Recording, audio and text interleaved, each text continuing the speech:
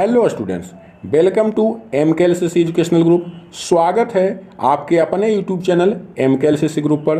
अगर आप matric board परीक्षा की तैयारी कर रहे हैं तो आप लोगों के लिए प्रतिदिन शाम 7 बजे लाइव हमारे चैनल पर एक सब्जेक्ट से महत्वपूर्ण ऑब्जेक्टिव प्रश्न का सेट दिया जा रहा है। अगर आप चाहते हैं कि मैट्रिक बोर्ड परीक्षा में साइंस एवं सोशल साइंस में 40 ऑब्जेक्टिव प्रश्न में 40 सही हो एवं अंग्रेजी, हिंदी, संस्कृत, गणित में 50 में 50 सही हो तो हमारे चैनल से जल्द जुड़ जाएं। जुड़ने के लिए वीडियो के नीचे जो लाल बटन है उसे दबाकर सब्सक्राइब कर दें और जो बगल में बेल आइकन है उसे भी बजा दें ताकि आप तक लेटेस्ट वीडियो की नोटिफिकेशन पहुंच सके। तो चलिए स्टार्ट करते हैं। और आज का सेट हम लोग देख रहे हैं दोस्तों सोशल साइंस से। सोशल साइंस के प्रथम लेसन जिसमें हिस्ट्री का है यूरोप में राष्ट्रवाद, उसका हम लोग पार्ट 2 देखने वाले हैं। पार्ट 1 हम लोग पिछले दिन चल दिए थे। आज हम लोग यूरोप में राष्ट्रवाद से पार्ट 2 देखेंगे। इसमें हम लोग कुछ ऑब्जेक्टिव प्रश्न देखेंगे और ध्यान देंगे दोस्तों, इस वीडियो के नीचे एक लाइव चैट का ऑप्शन होगा, उस पर आप जाकर अपना कमेंट लाइव कर सकते हैं। हमारे बताने से पहले अगर आपको किसी भी प्रश्न का जवाब आता है तो ज़रूर लाइव चैट में आप अपना जवाब लिखें, क्योंकि यह क्लास लाइव चल रहा है। आप अपना आंसर ज़रूर लिखें। तो चलिए स्टार्ट करते हैं। और आज का सेट हिस्ट्री से है। हिस्ट्री का प्रथम चैप्टर यूरोप में राष्ट्रवाद जिसका पार्ट 2। तो क्वेश्चन 31 नंबर है, एक्ट ऑफ यूनियन किस वर्ष पारित हुआ?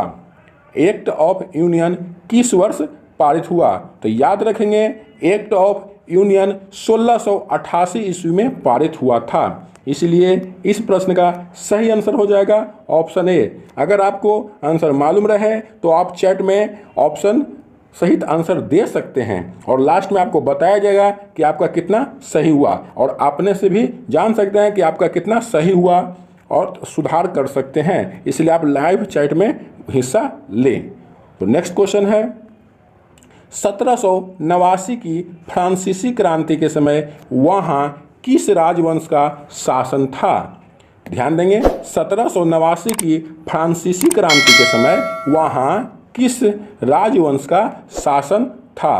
तो बुर्बो राजवंश का शासन था। याद रखेंगे बुर्बो राजवंश का 1789 के फ्रांसीसी क्रांति के समय राजवंश था। इसलिए इस प्रश्न का सही आंसर है ऑप्शन सी, बुर्बो राजवंश का। फ्रांसीसी क्रांति के समय वहाँ किस राजवंश का शासन था? तो बुर्बो राजवंश का। नेक्स्ट क्वेश्चन दोस्तों, और यह वीडियो आपको अच्छा लग रहा है तो इस वीडियो को लाइक और दोस्तों में ज़्यादा से ज़्यादा शेयर करें ताकि आपके दोस्त भी इस क्लास का आनंद उठा सकें। और अगर आप बोर्ड की तैयारी कर रहे हैं तो बोर्ड की तैयारी करने के लिए हमारा यूट्यूब चैनल नंबर 1 है, इसलिए आप इससे से जल्द जुड़ें और जुड़ने के लिए अपने दोस्तों को प्रेरित भी करें। तो क्वेश्चन कहता है, नेपोलियन संहिता किस वर्ष लागू की गई? नेपोलियन संहिता किस वर्ष लागू की गई? तो अपना आंसर कमेंट करें। हम आपको बता रहे हैं कि नेपोलियन संहिता किस वर्ष लागू की गई। तो याद रखेंगे 1804 में। 1804 में नेपोलियन संहिता लागू की गई थी। इसलिए इस प्रश्न का सही आंसर है ऑप्शन डी।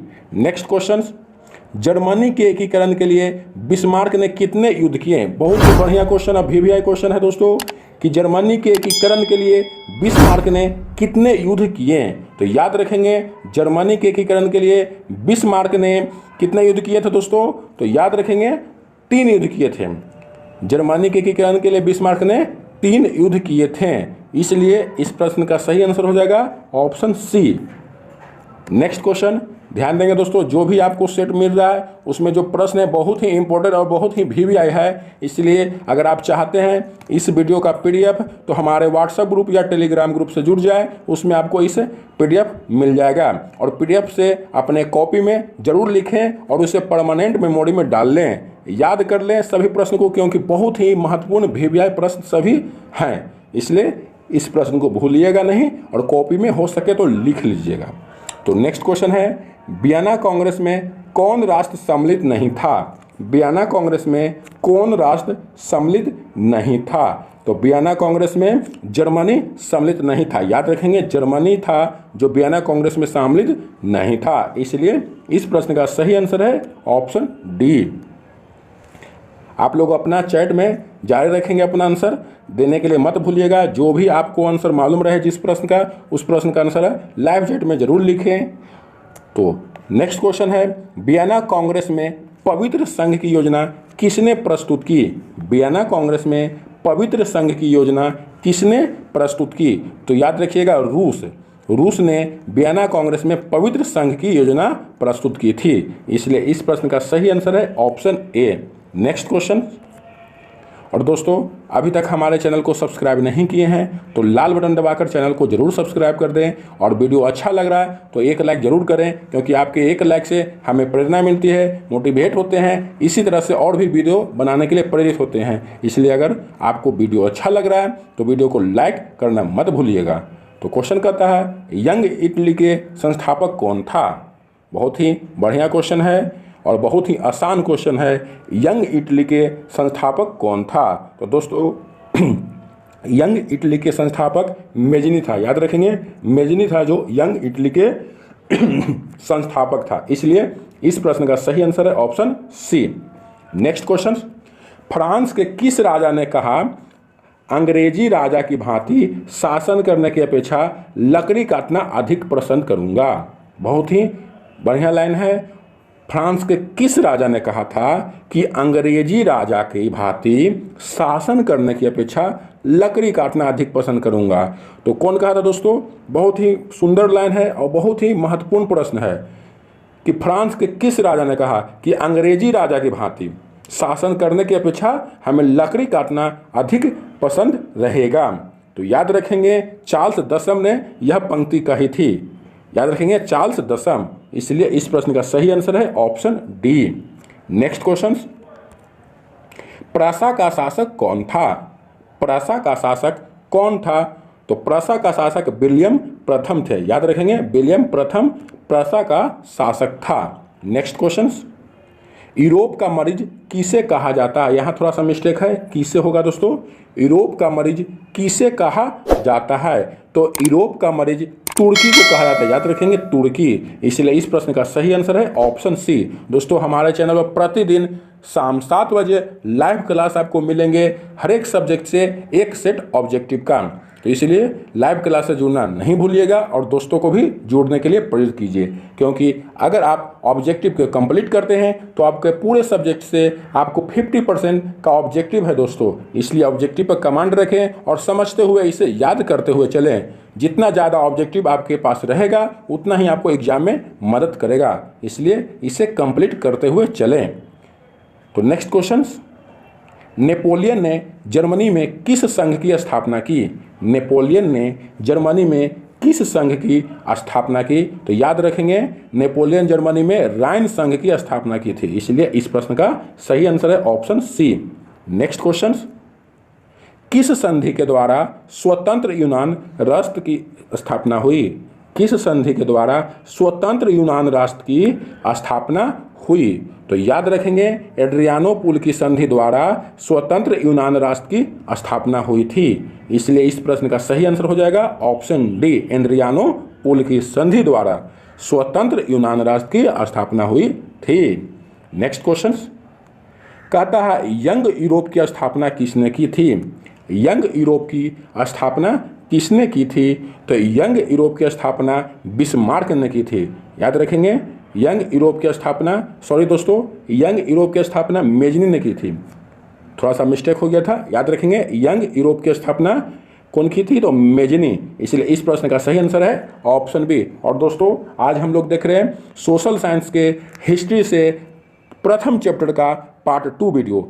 जो प्रथम चैप्टर है यूरोप में राष्ट्रवाद, उसका पार्ट 2 हम लोग देख रहे हैं और यह सोशल साइंस का सेट है। हम लोग प्रतिदिन प्रत्येक सब्जेक्ट से देखते हैं, इसलिए लाइव क्लास को देखना मत भूलिएगा।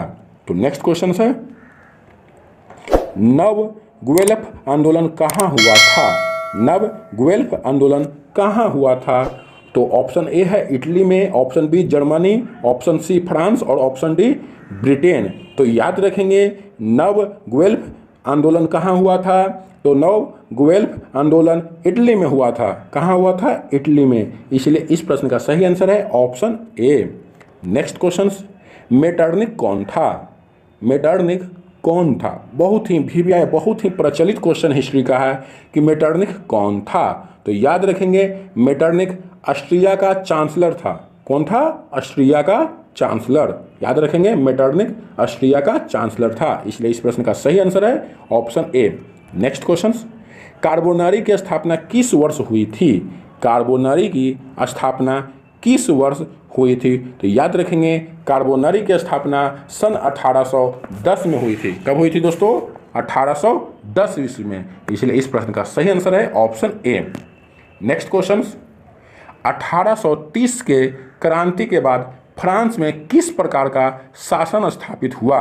1830 की क्रांति के बाद फ्रांस में किस प्रकार का शासन स्थापित हुआ? तो याद रखेंगे, निरंकुश राजतंत्र। 1830 की क्रांति के बाद फ्रांस में किस प्रकार का शासन लागू हुआ? तो निरंकुश राजतंत्र। इसलिए इस प्रश्न का सही आंसर होगा ऑप्शन ए, निरंकुश राजतंत्र का स्थापित हुआ था। नेक्स्ट क्वेश्चन, लाल कुर्ती नामक संस्था का गठन किसने किया था?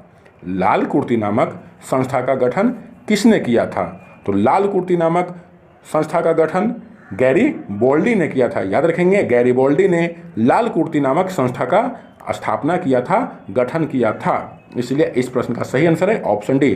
दोस्तों, अगर यह वीडियो आपको अच्छा लग रहा है और अभी तक लाइक नहीं किए तो वीडियो को लाइक करना ना भूलें और दोस्तों में ज़्यादा से ज़्यादा शेयर करें। और अभी तक हमारे चैनल को सब्सक्राइब नहीं किए हैं तो वीडियो के नीचे लाल बटन दबाकर चैनल को सब्सक्राइब कर दें, क्योंकि हमारे चैनल द्वारा एजुकेशनल इन्फॉर्मेशन सबसे पहले आपको प्राप्त होगी और जो भी इन्फॉर्मेशन मिलेगी वह 100% सच्ची और वेरीफाइड रहेगी। इसलिए हमारे चैनल से जल्द जुड़ जाएं और दोस्तों को भी जुड़ने के लिए उत्साहित प्रेरित करें। तो नेक्स्ट क्वेश्चन है, राष्ट्रवाद की अवधारणा का जन्म किस घटना से माना जाता है? राष्ट्रवाद की अवधारणा का जन्म किस घटना से माना जाता है? तो याद रखेंगे, पुनर्जागरण की घटना से राष्ट्रवाद की अवधारणा का जन्म माना जाता है। किस घटना से? पुनर्जागरण। तो याद रखेंगे, इस प्रश्न का सही आंसर है ऑप्शन ए, पुनर्जागरण घटना के से माना जाता है कि राष्ट्रवाद की अवधारणा हुई, उसकी जन्म हुई। तो नेक्स्ट क्वेश्चन, रक्त और लौह की नीति किसने अपनाई? रक्त और लौह की नीति किसने अपनाई? तो याद रखेंगे, रक्त और लौह की नीति बिस्मार्क ने अपनाई थी। कौन? बिस्मार्क। इसलिए इस प्रश्न का सही आंसर हो जाएगा ऑप्शन ए। नेक्स्ट क्वेश्चन कहता है, किस युद्ध के बाद जर्मनी का एकीकरण पूरा हुआ? बहुत ही बढ़िया क्वेश्चन। किस युद्ध के बाद जर्मनी का एकीकरण पूरा हुआ? तो याद रखेंगे, सेडान का युद्ध के बाद जर्मनी का एकीकरण पूरा हुआ था। और पिछले वीडियो में हम लोग बताए थे कि सेडान के युद्ध किसके किसके बीच में हुआ था और कब हुआ था। आज उससे जुड़े हुए प्रश्न है कि किस युद्ध के बाद जर्मनी का एकीकरण पूरा हुआ? तो सेडान के युद्ध के बाद ही जर्मनी का एकीकरण पूरा हुआ था। इसलिए इस प्रश्न का सही आंसर है ऑप्शन डी। आप लोग प्रश्न को समझते हुए आगे बढ़ेंगे, क्योंकि एक प्रश्न से एक से अधिक प्रश्न सही बनते हैं। इसीलिए रट्टा नहीं मारिएगा, समझते हुए आगे बढ़ेंगे।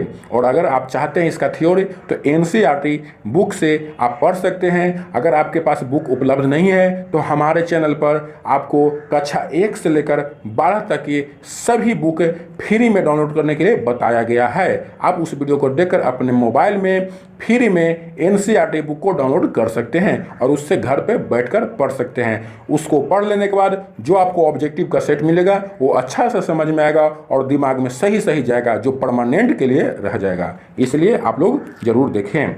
नेक्स्ट क्वेश्चन, किस संधि के द्वारा जर्मनी का एकीकरण पूरा हुआ? किस संधि के द्वारा जर्मनी का एकीकरण पूरा हुआ? तो याद रखेंगे, फ्रैंकफर्ट की संधि के द्वारा जर्मनी का एकीकरण पूरा हुआ। किस संधि के बाद? तो फ्रैंकफर्ट की संधि के बाद। इस तरह रखें कि फ्रैंकफर्ट की संधि के द्वारा ही जर्मनी का एकीकरण पूरा हुआ था। इसलिए इस प्रश्न का सही आंसर है ऑप्शन डी। और आज का लास्ट क्वेश्चन है, जर्मनी एवं इटली के एकीकरण के समय फ्रांस का शासक कौन था? जर्मनी एवं इटली के एकीकरण के समय फ्रांस का शासक कौन था? तो फ्रांस का शासक नेपोलियन तृतीय था, याद रखेंगे। जर्मनी एवं इटली के एकीकरण के समय फ्रांस का शासक नेपोलियन तृतीय था, इसलिए इस प्रश्न का सही आंसर हो जाएगा ऑप्शन बी। तो दोस्तों आज हम लोग हिस्ट्री से प्रथम चैप्टर का पार्ट 2 ऑब्जेक्टिव सेट देखें। प्रतिदिन हम लोग इसी तरह से एक सब्जेक्ट का ऑब्जेक्टिव सेट देखेंगे, इसलिए हमारे चैनल से जरूर जुड़े और लाइव क्लास करना न भूलें। तो आज के लिए इतना ही, फिर मिलेंगे नए वीडियो के साथ, तब तक के लिए धन्यवाद।